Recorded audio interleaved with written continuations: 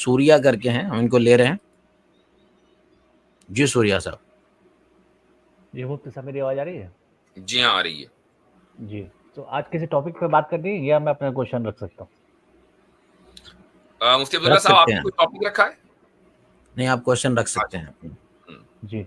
मैं ये पूछ रहा था कि जो इस दुनिया में मतलब अल्लाह की तरफ से बीइंग ए मुस्लिम कुछ बेनिफिट होता है दूसरे और दूसरे दूसरे रिलीजन के हिसाब से? अगर जैसे कोई हिंदू है, कोई क्रिश्चियन है, तो उसके हिसाब से उसको कुछ अल्लाह की तरफ से मतलब मुस्लिम को ज़्यादा बेनिफिट होता है या सब सुख बेनिफिट सुविधा बराबर है? Benefit in what sense?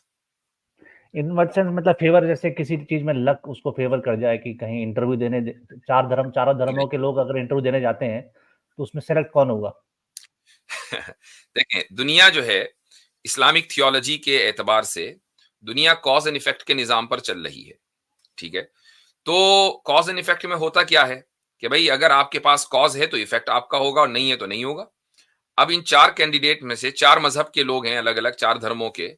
तो जिस कैंडिडेट की सलाहियत ज्यादा होगी और जिसमें कैपेसिटी एंड कैपेबिलिटी ज्यादा होगी, वही सिलेक्ट होगा। दूसरा बंदा जो है वो उसकी कैपेसिटी नहीं है, ना उसकी तालीम है, मसलन मुसलमान है, बगैर तालीम के जहालत के साथ वो इंटरव्यू देने के लिए पहुंच गया और दुआ मांग रहा है दबाकर, तो इस बात की पॉसिबिलिटी है कि उसका सिलेक्शन ना हो। पॉसिबिलिटी तो खैर हर चीज है, सिलेक्शन हो जाना भी। लेकिन अगर उसका सिलेक्शन ना हो तो ये नहीं कहा जाएगा कि इसकी दुआ कबूल नहीं हुई, क्योंकि दुआ की कबूल होने का मेयार ये नहीं है कि जो आप मांग रहे हैं वो मिल जाए। ये कोई मेयार नहीं है। कबूलियत का मतलब ये कि दुआ कबूल होगी, वो फिर अल्लाह वो दे जो तुम मांग रहे हो, या कुछ और दे या उससे बेहतर दे, वो एक अलग मसला है। तो मतलब ये अल्लाह का यहाँ पे मतलब किसी भी कंडीशन, किसी सिचुएशन में अल्लाह के फेवर करते हैं?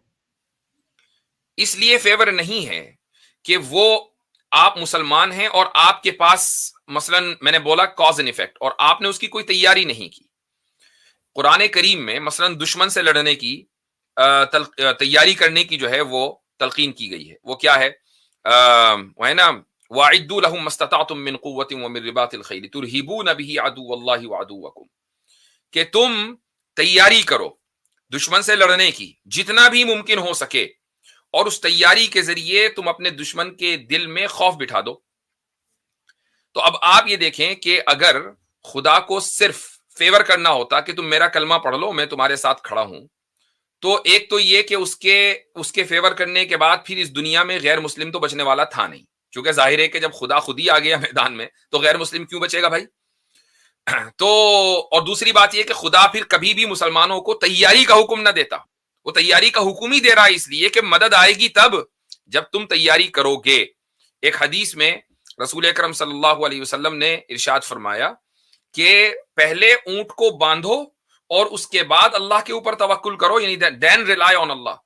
एक सहाबी आए और उन्होंने कहा कि जी ऊंट बाहर मैंने छोड़ दिया है और अल्लाह के ऊपर मेरा एतमाद है, वो टेक केयर करेगा। रसूल अकरम सल्लल्लाहु अलैहि वसल्लम ने फरमाया कि नहीं, पहले ऊंट को बांधो फिर तवक्कुल करो। अपनी गाड़ी को पहले लॉक करो, पार्क करने के बाद फिर तवक्कुल करो, रिलाई करो अल्लाह के ऊपर, फिर आएगी हिफाजत। तो ये हमारा कॉन्सेप्ट है। अब इसके ऊपर अगर कोई एतराज है तो बोले।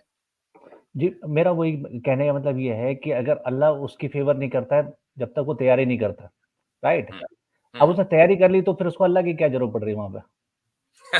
तो अल्लाह ताला की जरूरत हमें सिर्फ इस दुनिया में नहीं है, हमें दुनिया और आखिरत दोनों में है। Point number 1। पॉइंट नंबर 2, दो लोगों ने तैयारी की है, ठीक है। बाज मर्तबा एक की तैयारी दूसरे की तैयारी के ऊपर गालिब आ जाती है, जिसको आप लक कहते हैं। अब यहां पर जब आपने तैयारी कर ली है, अब जरूरत पड़ती है अल्लाह ताला की मदद की। मैं उसकी मिसाल दे देता हूं आपको। उसकी मिसाल यह है कि अफगानिस्तान में 20 साल तक जंग चली, ठीक है।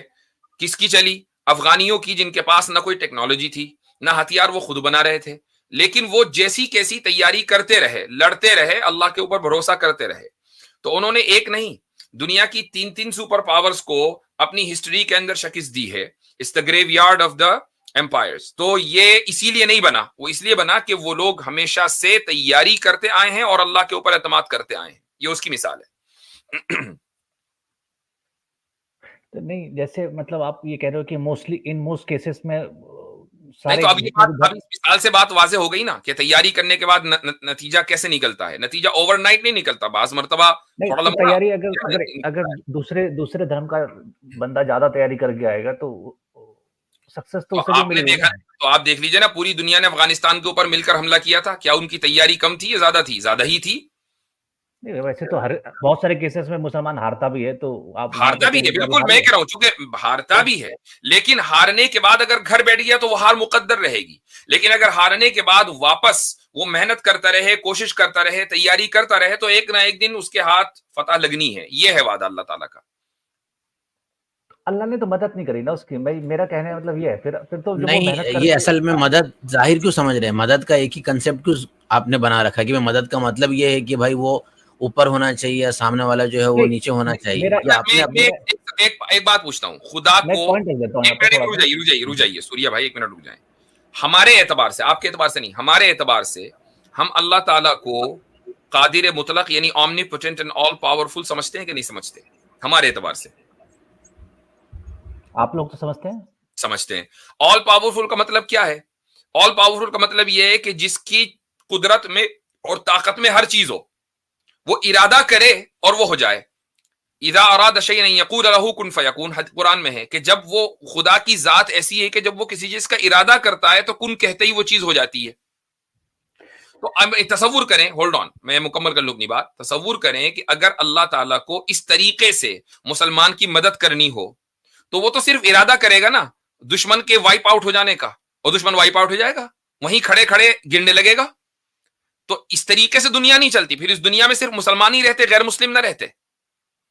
लेकिन अल्लाह ताला का एक निजाम है, इस निजाम में अच्छाई भी है और बुराई भी है। कभी बुराई गालिब आ जाती है, कभी अच्छाई गालिब आ जाती है, और उसके अपने अपने रीजंस होते हैं।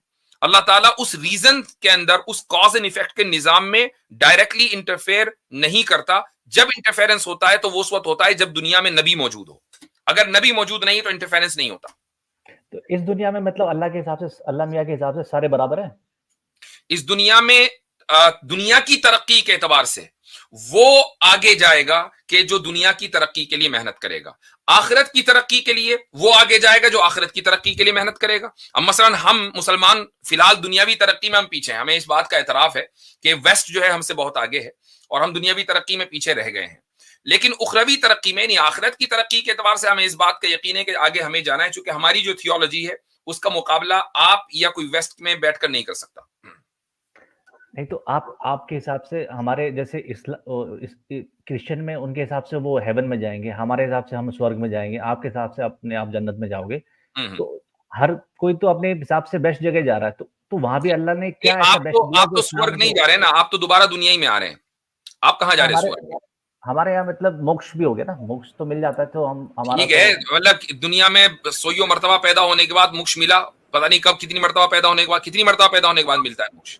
नहीं तो जन्नत भी आपको, मैंने सुना है कि डायरेक्ट नहीं मिलता, वो पहले कब्र में कई 100 साल और वो साल उसमें वहां पड़े रहने। वो आपके हिसाब से नहीं है, जो आपके हिसाब से नहीं है। यानी इस दुनिया के बाद जाहिर है कि कहीं ना कहीं आप जाएंगे, वहां तक पहुंचने के लिए कोई ना कोई रास्ता आपको कवर करना है। लेकिन हमें आपको ये बताइए कि जन्म कितने लेने पड़ते हैं मोक्ष तक पहुंचने के लिए? वो एक जन्म में भी हासिल कर सकते हैं, एक जन्म में भी हासिल कर सकते हैं। तो इसका मतलब ये है कि अगला जन्म कोई जरूरी नहीं है। बिल्कुल जरूरी नहीं है। ये अपनी बात है। अपने घर की बातें करते हैं या आपका ये वो है अकीदा? हमारा जो लास्ट ये जो आपका जन्म चल रहा है, ये पहला है कि दूसरा कि तीसरा? इसकी नॉलेज हमें तो ना रहेगी। इसकी नॉलेज आपको नहीं है, क्योंकि आपको अब देख लीजिए कि जो अगले जन्म का या जो मल्टीपल जन्म की जो आपकी जो थियोलॉजी है वो इतनी कमजोर है कि उसको आप कभी साबित नहीं कर सकते हैं। तो आप मुझे बताइए, लॉजिकली साबित नहीं हो सकती है। उसकी वजह यह है कि आपका जो ये जन्म है, आपका जो ये जन्म है वो पिछले जन्म के या तो अच्छे कामों का नतीजा या बुरे कामों का नतीजा है। आपको पिछला जन्म ही याद नहीं, चाहे जाए कि उसमें किए हुए अच्छे या बुरे काम याद हो, तो आप स्वर्ग जाएंगे ये तो आप छोड़ दीजिए। अब आ जाए क्रिश्चियंस के ऊपर कि भाई क्रिश्चियन जो है वो पैराडाइज जाएंगे या नहीं जाएंगे। पैराडाइज और जन्नत को यानी अंग्रेजी में पैराडाइज बोलते हैं, पैराडाइज को अरबी में जन्नत बोलते हैं।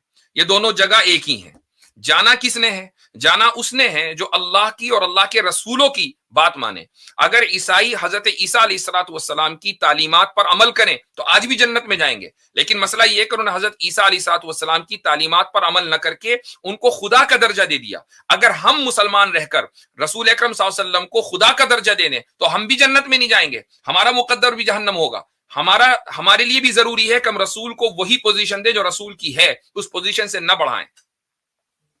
नहीं मुफ्ती साहब, आप मेरे से पूछ रहे हैं कि अब मैं पिछले जन्म में क्या था, तो मैं आपसे पूछता, मुझे एक हूर दिखा दें तो फिर मैं भी इस्लाम धारण करूं आज। सूर्या साहब नहीं, ये देखें, एक मिनट रुक जाइए, ये फालतू का सवाल है।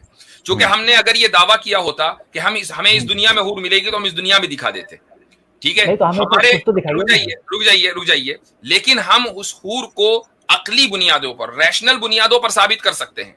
आप मुझे रैशनल बुनियादों पर अगला जन्म साबित कर दीजिए, चूंकि आपका अगला और पिछला जन्म इसी दुनिया में होना है, तो इस दुनिया की जो चीज है उसको रैशनल और इंपेरिकल डेटा की बुनियाद पर साबित करें। हूर को हम इस दुनिया में मानते ही नहीं। हम इस दुनिया की बात ही नहीं कर रहे ना, हम तो अगले ऊपर की दुनिया की भाई। आप अगला जन्म आपका कहाँ होगा? अगला जन्म आपका मार्स में तो नहीं होगा। आपका अगला जन्म अगर होगा तो इसी दुनिया में होगा, और अगर ये वाला जन्म आपका दूसरा या तीसरा है तो इसी दुनिया में पिछले जन्म भी हुए थे। तो जब जो चीज इसी दुनिया में हुई है उसका एम्पेरिकल डेटा या कम से कम उसका कोई रैशनल जो आर्ग्यूमेंट है वो आप दीजिए। जो चीज इस दुनिया में हुई है उसी का दे दीजिए ना, अगली दुनिया का क्या पूछना। मैं तो इस दुनिया की बात कर रहा हूं। नहीं, मैं यही तो कह रहा हूं, मेरा चौथा जन्म है, तो आप कैसे विश्वास करेंगे कि चौथा है? तो वो आप साबित करोगे, मैं विश्वास कर लूंगा। मुझे क्या जरूरत है? आप बुरे नहीं दिखा रहे, मैं साबित कैसे कर दूं? फिर आप भी साबित करो ना। अरे भाई, आप ये कहिए मैं साबित नहीं कर सकता, ये कहिए ना। राइट, आप ये कहिए कि आपके बस का नहीं है, आप सिर्फ विश्वास करते हैं चूंकि आपके पंडितों ने आपको बता दिया, वरना आपके बस का नहीं है कुछ भी साबित करना। और यही आपकी थियोलॉजिकल बैंकरप्सी है। इसी को मैं कह रहा हूं कि हमारी थियोलॉजी के सामने आप तो कहीं टिकते ही नहीं है। हाँ, यहूदी ईसाइयों से डिबेट कर ले तो बात समझ में आती है। आप भैया एक बात सुने, अभी चंद सालों पहले तक सनातन धर्म की थियोलॉजी को तो कोई पूछता भी नहीं था। आप लोग इर्रेलेवेंट थे और आज भी इर्रेलेवेंट है, क्योंकि आपकी थियोलॉजी के अंदर इतने होल्स हैं। पॉइंट ये है कि आप अपनी बुनियादी कॉन्सेप्ट को अकली बुनियादों पर साबित नहीं कर सकते। That is the problem.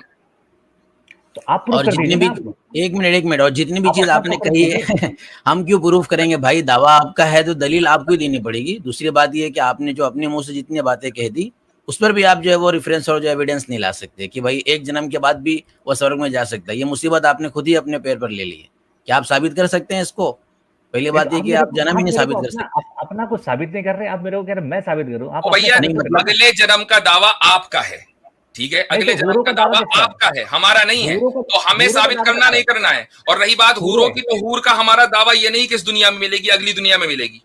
तो अब आपने जो इस दुनिया का दावा किया है उस दुनिया के बारे में बात करें ना, चूंकि रहना तो अभी आपको और हमें यहीं पर है। अगला जन्म आपका यहीं होगा, कोई मार्स और चांद पे तो होने का नहीं, या चंद्रयान 3 के साथ जो है अगला जन्म भी चंद्रयान पे होगा।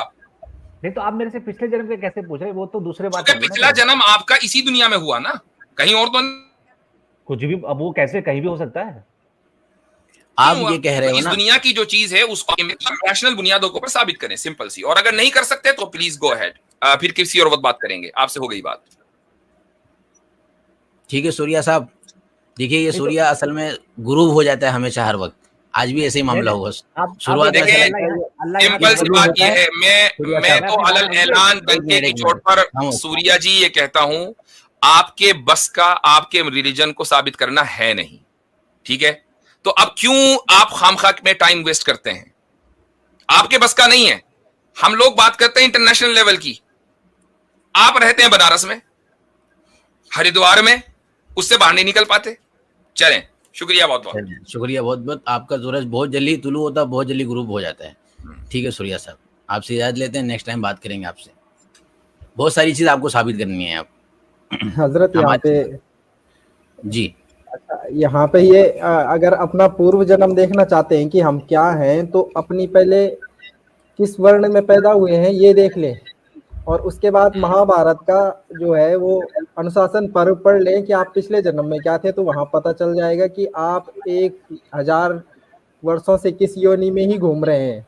तो वहां से आपको पता चल जाएगा। और अगर और ज्यादा देखना है तो फिर विशुद्ध मनुस्मृति देख लीजिए, उसमें लिखा है कि कौन क्या बनता है। मैं बताऊंगा नहीं, यहाँ पे काफी लंबी चौड़ी है वो, तो आप वहां जाके देखिए, फिर देखिए कि यहाँ आप किस जन्म में और किस वर्ण में पैदा हुए हैं। अगर शूद्र में हुए हैं तो फिर तो आपका भगवान ही भला करे। सही। यानी हजरत ये नई मुसीबत है कि दावा भी सामने खुद करेंगे और हमसे ही दलील मांग रहे हैं। भाई हमसे नहीं मांग रहे। कम से कम कुछ तो अपना लेवल हाई कर लें।